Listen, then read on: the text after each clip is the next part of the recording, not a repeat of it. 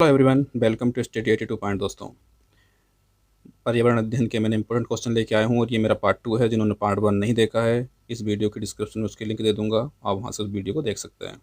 और ये super 20 question है दोस्तों, जो कि आपकी आगामी परीक्षा जेल प्रहरी, सब इंस्पेक्टर, MPTT, UPTT सभी परीक्षाओं के लिए ये इंपॉर्टेंट क्वेश्चन है।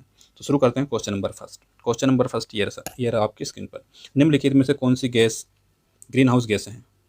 आपको बताना ग्रीन हाउस गैसें कौन सी है। पहला ऑप्शन है कार्बन डाइऑक्साइड, मीथेन, जलवाष्प या उपयुक्त सभी।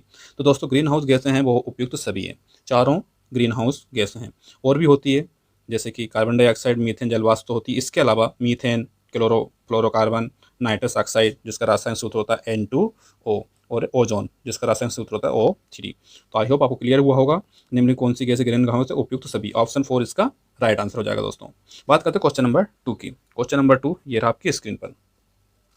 ताजमहल के पीले होने के लिए कौन जिम्मेदार है? चार ऑप्शन है, nitrogen dioxide, sulphur dioxide, sulphur या फिर क्लोरीन। तो दोस्तों, ताजमहल का पीले होने का कारण है सल्फर डाइऑक्साइड। ऑप्शन बी इसका करेक्ट आंसर होगा। जैसे कि आगरा में है ये ताजमहल, और उसके आसपास में जितने भी ऑटोमोबाइल्स की दुकान है, केमिकल फैक्ट्रियां हैं, और ख़ास करके मथुरा में जो ऑयल रिफाइनरी फैक्ट्री है, इसके कारण इस जो कि ताजमहल का रंग पीला पड़ता हुआ जा रहा है। क्योंकि वर्षा होने पर यह गैस जल के संग मिलकर अम्ल वर्षा के रूप में धरती पर गिरती है, जिसके कारण ताजमहल का रंग पीला होता जा रहा है। आई होप आपको क्लियर हुआ होगा। ताजमहल के पीले होने का कारण है सल्फर डाइऑक्साइड। ऑप्शन 2 इसका करेक्ट आंसर होगा। बात करते हैं क्वेश्चन नंबर 3 की। किस गैस के वर्षा के पानी में घुलने से वर्षा का पानी अम्लीय हो जाता है? किसके कारण होता है? अभी बताया था आपको। Hydrogen peroxide, nitrogen monoxide, carbon dioxide या फिर सल्फर डाइऑक्साइड। ऑप्शन 4 इसका करेक्ट आंसर होगा। सल्फर डाइऑक्साइड जिसका रासायनिक सूत्र होता है SO2। इसकी वजह से जो वर्षा का पानी है वो अम्लीय हो जाता है। तो बात करते हैं क्वेश्चन नंबर 4 की। कौन सी ग्रीन हाउस गैस वातावरण में सबसे अधिक मात्रा में उपस्थित होती है? चार ऑप्शन है, प्रोपेन, ईथेन, कार्बन डाइऑक्साइड या फिर मीथेन। तो दोस्तों, सबसे ज़्यादा जो है वातावरण सबसे अधिक गैस है बहुत ही कार्बन डाइऑक्साइड, जिसका रासायनिक सूत्र होता है SO2। SO2 होती है जो सबसे ज़्यादा वातावरण में पाई जाती है। और ये कैसे उत्सर्जित होती है? यह मानवीय क्रियाकलापों के द्वारा उत्सर्जित होती है। बात करते हैं क्वेश्चन नंबर 5 की। क्वेश्चन नंबर 5 है, मानवीय गतिविधियां जो पृथ्वी पर जलवायु परिवर्तन के लिए जिम्मेदार है। कौन कौन सी चीजें हैं जो पृथ्वी पर जो जलवायु परिवर्तन होता है उसके लिए जिम्मेदार है? वनों का जलाना, कृषि क्रियाकलाप, एरोसोल कैन का उपयोग है, उपयुक्त सभी। तो दोस्तों, जो जलवायु परिवर्तन हो रहा है इन सभी की वजह से हो रहा है। वनों को जलाना, कृषि क्रियाकलाप, एरोसोल कैन का उपयोग, इन सब की वजह से जलवायु परिवर्तन हो रहा है। और जो पृथ्वी पर जलवायु परिवर्तन के लिए खुद जिम्मेदार है। बात करते हैं क्वेश्चन नंबर 6 की। क्वेश्चन नंबर 6 वर्ष 1984 की भोपाल गैस त्रासदी निम्न में से किस गैस के रिसाव के कारण हुई थी? तो ऑप्शन है methyl isocyanate, nitrous oxide, methane या फिर कार्बन मोनोऑक्साइड। तो 1984 में जो मध्य प्रदेश के भोपाल में 2 से 3 दिसंबर की रात 1984 को ये मिथाइल आइसोसाइनेट, ऑप्शन ए इसका करेक्ट आंसर होगा, इसका रिसाव हुआ था। और इसका मिथाइल आइसोसाइनेट का रासायनिक सूत्र होता है CH3NCO। ये इसका रासायनिक सूत्र है। और यह एक हानिकारक गैस है जिसका उपयोग कार्बाइड कारखाने में कीटनाशक रसायन के निर्माण में इसका उपयोग किया जाता है। बात करते हैं क्वेश्चन नंबर 7 की। मिनीमाता रोग ऐसी मछली खाने से होता है जिसमें अधिक मात्रा में क्या होता है? आर्सेनिक होता है, पारा, कैडमियम या उपयुक्त सभी। तो 7 का करेक्ट आंसर होगा पारा। पारा का रासायनिक सूत्र होता है Hg। मिनीमाता रोग ऐसी मछली खाने से होता है जिसमें अधिक मात्रा में Hg या पारा पाया जाता है। और ये बीमारी पहली बार जापान के मिनीमाता खाड़ी के आसपास रहने वाले लोगों में देखी गई थी, इस कारण इसका नाम मिनीमाता रोग पड़ा है। बात करते हैं क्वेश्चन नंबर 8 की।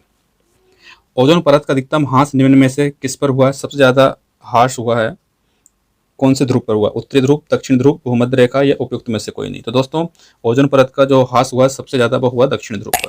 ऑप्शन बी इसका करेक्ट आंसर हो जाएगा। और ये सबसे पहले ब्रिटिश दल आया था सन 1985 में, जिन्होंने एक स्पेक्ट्रोमीटर की मदद से ओजोन मैपिंग की थी अंटार्कटिका में, दक्षिण ध्रुव के ऊपर। और सबसे पहले उन्होंने पता किया था, ओजोन छिद्र का पता उस समय लगाया था। और ओजोन छिद्र के होने से सूर्य से आने वाली जो हानिकारक पराबैंगनी किरणें होती है वो धरातल पर पहुंचकर त्वचा पर हानिकारक प्रभाव डालती है, जिस कारण हमें त्वचा कैंसर होता है। ओजोन परत का अधिकतम ह्रास दक्षिणी ध्रुव, option B is right answer. बात करते हैं क्वेश्चन नंबर 9 की। निम्नलिखित पराबैंगनी किरणों में से कौन सा अधिक हानिकारक है? 4 ऑप्शन दिए गए हैं, अल्ट्रावायलेट है, अल्ट्रावायलेट बी, अल्ट्रावायलेट सी और उपयुक्त में से कोई नहीं। तो इन तीनों में सबसे खतरनाक होती वो होती है अल्ट्रावायलेट सी। और ये क्या है, अल्ट्रावायलेट सी सबसे अधिक हानिकारक होती है, लेकिन ये किरणें पृथ्वी के धरातल तक नहीं पहुंच पाती क्योंकि इनका अवशोषण ओजोन परत द्वारा हो जाता है। और बात करते हैं क्वेश्चन नंबर 10 की। क्वेश्चन नंबर 10 दोस्तों ये रहा, आर्सेनिक द्वारा जल प्रदूषण सर्वाधिक कहाँ होता है? तो उत्तर प्रदेश, मध्य प्रदेश, बिहार या फिर पश्चिम बंगाल। तो दोस्तों आर्सेनिक द्वारा जल प्रदूषण होता है, सबसे ज़्यादा होता है वो होता है पश्चिम बंगाल में। बात करते हैं भारत के 7 राज्यों के बारे में, जैसे पश्चिम बंगाल है, झारखंड है, बिहार है, उत्तर प्रदेश है, असम है, मणिपुर है और छत्तीसगढ़ है। इन क्षेत्रों में भूमिगत जल में आर्सेनिक प्रदूषण सबसे ज़्यादा होता है और इन 7 में सबसे ज़्यादा होता है वो होता है पश्चिम बंगाल में। तो भारत में सर्वप्रथम 1983 में पश्चिम बंगाल में ही आर्सेनिक द्वारा जल प्रदूषण का मामला सबसे पहले आया था। और जल में आर्सेनिक की अधिकता से हमें ब्लैक फुट नामक बीमारी होती है, ब्लैक फुट नामक बीमारी होती है आर्सेनिक की वजह से। बात करते हैं क्वेश्चन नंबर 11 की दोस्तों। भारत में निम्नलिखित में कौन सी एजेंसी मुख्य रूप से प्रदूषण के मापन से संबंधित है? तो ये है 4 ऑप्शन है, ग्रीन ट्रिब्यूनल, केंद्रीय प्रदूषण नियंत्रण बोर्ड, केंद्रीय जल और सर्वे ऑफ इंडिया। तो इसका करेक्ट आंसर होगा केंद्रीय प्रदूषण नियंत्रण बोर्ड। केंद्रीय प्रदूषण नियंत्रण बोर्ड जो है जल एवं वायु प्रदूषण के मूल्यांकन करना, निगरानी करना और नियंत्रण करने के लिए सबसे बड़ी राष्ट्रीय संस्था है। और ये बोर्ड जल हो या वायु हो या ध्वनि प्रदूषण संबंधित समस्त सेवाओं की रोकथाम और नियंत्रण के लिए सलाह देता है। तो क्वेश्चन 11 का करेक्ट आंसर होगा ऑप्शन बी, केंद्रीय प्रदूषण नियंत्रण बोर्ड। बात करते हैं क्वेश्चन नंबर 12 की। 12 है, निम्नलिखित में से कौन सी ग्रीन हाउस गैस है? नहीं है, carbon dioxide, nitrous oxide, helium या मीथेन। तो दोस्तों ग्रीन हाउस गैस नहीं है, वो नहीं है हीलियम। बाकी कार्बन डाइऑक्साइड, नाइट्रस ऑक्साइड और मीथेन और भी है, आपको बताया था, क्लोरोफ्लोरोकार्बन, जलवाष्प, ओजोन, ये सभी ग्रीन हाउस गैस हैं। लेकिन हीलियम जो है वो ग्रीन हाउस गैस नहीं है और हीलियम को हम बोलते हैं निष्क्रिय गैस या नोबल गैस। बात करते हैं क्वेश्चन नंबर 13 की। ध्वनि प्रदूषण का मापन किस इकाई के द्वारा किया जाता है? तो ध्वनि प्रदूषण का मापते हैं उसको बोलते हैं, ऑप्शन है डेसिबल, न्यूटन, नैनो इकाई या फिर जूल। तो दोस्तों ध्वनि प्रदूषण को मापते हैं डेसिबल से, ऑप्शन ए इसका करेक्ट आंसर होगा। और 5 डेसिबल ध्वनि जो होती है वो अत्यंत मंद होती है, और 75 dB साधारण तेज होती है, 95 dB अत्यंत तेज होती है और 120 dB जो होती है सबसे अधिक तीव्र होती है और जो कि कष्टदायक होती है। और जो हम नॉर्मल सामान्य तरीके से बातचीत करते हैं वो होती है 25 से 30 डेसिबल के बीच की। आई होप आपको क्लियर हुआ होगा। क्वेश्चन नंबर 13 आंसर है डेसिबल। बात करते हैं क्वेश्चन नंबर 14 की। दोस्तों 14 है, अंतर्राष्ट्रीय ओजोन दिवस कब मनाया जाता है? 16 सितंबर, 7 दिसंबर, 30 मार्च या 22 अप्रैल को। तो ओजोन दिवस है दोस्तों वो मनाया जाता है 16 सितंबर को, ऑप्शन ए इसका करेक्ट आंसर हो जाएगा। और ये सबसे पहले 19 दिसंबर 1994 को 16 सितंबर को international day for the preservation of ozone layer घोषित किया था। और 2008 में इसकी थीम थी सूर्य के नीचे जीवन भर की देखभाल। ओजोन, अंतर्राष्ट्रीय ओजोन दिवस करेक्ट आंसर है 16 सितंबर। बात करते हैं क्वेश्चन नंबर 15 की। निम्नलिखित स्थानों में से कौन सा न्यूनतम पर्यावरणीय प्रदूषण उत्पन्न करता है? इन 4 ऑप्शन में सबसे कम कौन करता है? डीजल, पेट्रोल, हाइड्रोजन या फिर कोयला। तो आपको पता होगा करेक्ट आंसर हाइड्रोजन। हाइड्रोजन जो है सबसे कम पर्यावरणीय प्रदूषण उत्पन्न करता है। डीजल, पेट्रोल और कोयला ये तो बहुत ही ज़्यादा में वातावरण को प्रदूषित करते हैं। और हाइड्रोजन जो है पहले गुब्बारों में या वायु पोतों में जो वायुयान रहते हैं उनके टायरों में हाइड्रोजन भरी जाती थी, लेकिन इसकी जगह पर हीलियम गैस जो है वो भरी जाती है। बात करते हैं क्वेश्चन नंबर 16 की। 16वां क्वेश्चन है, निम्नलिखित वाहनी ईंधनों में से किसको आजकल पर्यावरण स्नेही माना जाता है? किसको माना जाता है? 4 ऑप्शन है, डीजल, पेट्रोल, द्रवित पेट्रोलियम गैस या संपीड़ित प्राकृतिक गैस। तो इसका करेक्ट आंसर होगा पर्यावरण स्नेही माना जाता है संपीड़ित प्राकृतिक गैस, जिसको बोलते हैं हम सीएनजी कंप्रेस्ड नेचुरल गैस। ये बाकी डीजल है, पेट्रोल है, ये द्रवित पेट्रोलियम गैस है, इनसे ज़्यादा पर्यावरण प्रदूषण होता है, लेकिन जो सीएनजी है इससे कम से कम प्रदूषण होता है। तो आई होप आपको क्लियर हुआ होगा।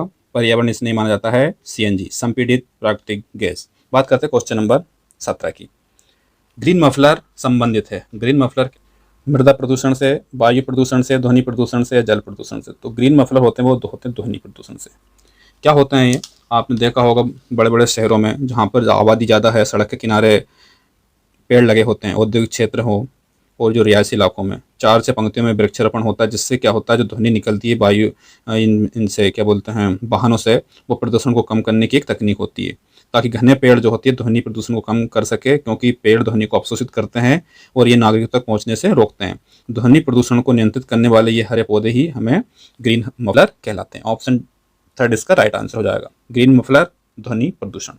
बात करते हैं क्वेश्चन नंबर 18 की। क्वेश्चन नंबर 18 है, भूमंडलीय तापमान का कारण क्या है? हिम नदों में वृद्धि, कार्बन डाइऑक्साइड में वृद्धि, कार्बन डाइऑक्साइड में कमी या वनों में वृद्धि।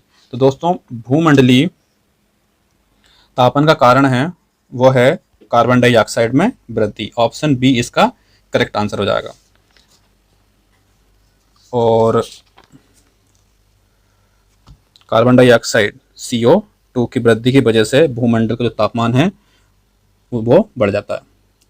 और जैसे कि कोयला और तेल का अत्यधिक इस्तेमाल और जंगलों की कटाई और धरती पर घटते पेड़ों की संख्या की वजह से कार्बन डाइऑक्साइड का स्तर बढ़ता जा रहा है, जिससे भूमंडलीय तापमान में वृद्धि हो रही है। और बढ़ते तापमान की वजह से समुद्र जल स्तर भी बढ़ रहा है, बाढ़ें आ रही है, तूफान आदि आ रहा है, इस तमाम तरह की बीमारियां आदि का खतरा बढ़ रहा है। तो भूमंडलीय तापमान का कारण होता है कार्बन डाइऑक्साइड में वृद्धि। ऑप्शन बी इसका राइट आंसर होता है। बात करते हैं क्वेश्चन नंबर 19 की।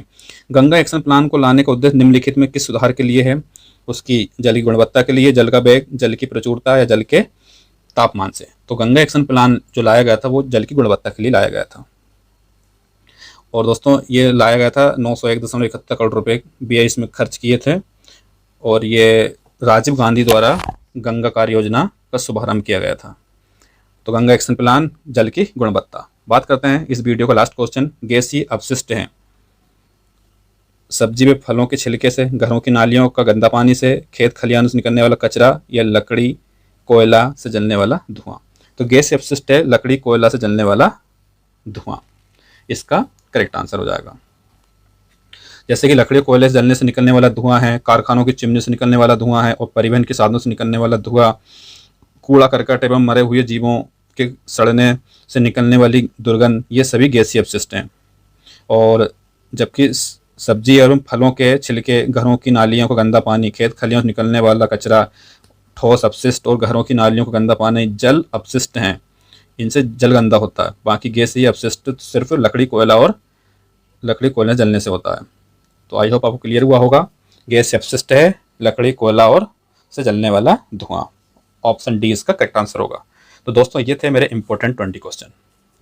यदि आपको मेरा वीडियो पसंद आए दोस्तों तो लाइक करना, शेयर करना, और जो नए व्यूवर्स हैं फर्स्ट टाइम वीडियो वॉच कर रहे हैं उनसे भी रिक्वेस्ट है कि वो भी चैनल को सब्सक्राइब करें, लाइक करें और शेयर करें। फिर मिलता हूँ मैं दोस्तों इंपॉर्टेंट क्वेश्चन लेके। जब तक के लिए जय हिंद, जय भारत, थैंक यू।